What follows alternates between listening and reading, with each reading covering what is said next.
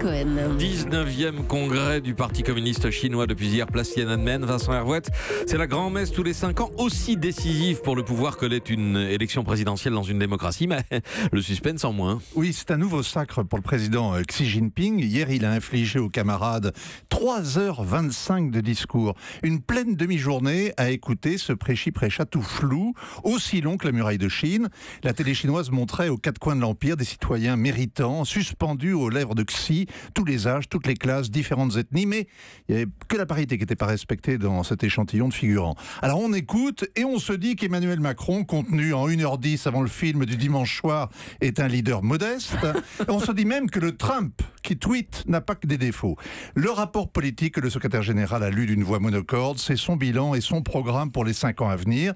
Les 2300 délégués ont subi avec enthousiasme ce supplice chinois. Ce sont des apparatchiks de première classe, un syndicat de copropriétaires, une noblesse d'empire. C'est la 5e génération de communistes qui se succèdent au pouvoir. Le décor qui est fossilisé dans le style monumental stalinien manifeste cette victoire dans la durée. Aujourd'hui, autrefois, le premier qui s'arrêtait d'applaudir a été déporté. Aujourd'hui, ça aide ceux qui souffrent à se maintenir éveillés, même si le rêve chinois qu'a vanté à 10 reprises Xi Jinping leur paraît un songe creux. Alors, quelle est sa vision ? Une nouvelle ère sous l'autorité renforcée du parti, à l'horizon 2035, un pays socialiste moderne.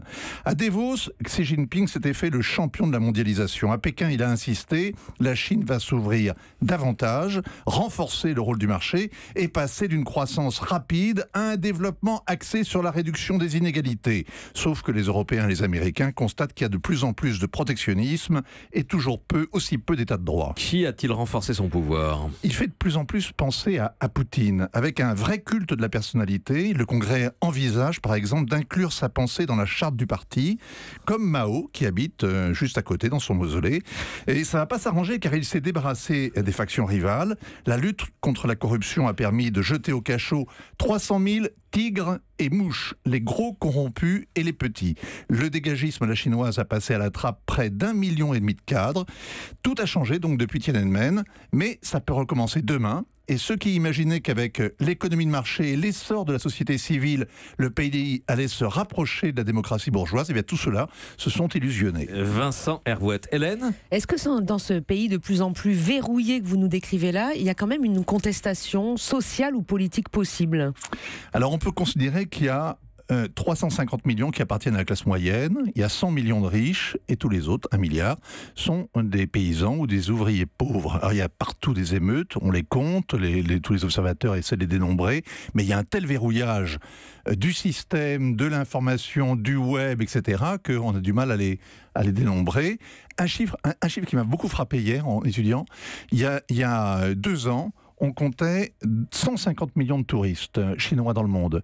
Dans 2 ans, ils seront 500 millions. Oui, c'est beaucoup. Axel ? Et ce qui est frappant, c'est qu'à côté de ce conservatisme politique, il y a un élan économique, et alors on en parle moins, un élan écologique, parce que la Chine va dominer l'écologie du 21e siècle. Oui. Elle part de loin, donc oui, mais enfin en matière d'électricité propre, de voitures électriques, vous allez voir, les leaders, déjà en 2019, la Chine impose 10% de voitures électriques, alors non pas par choix, mais par obligation. Donc il y a une double facette, très en retard sur le côté politique et très leader sur l'écologie et l'économie. Vous reviendrez tout à l'heure, Axel, pour nous parler du cognac. Europe 1.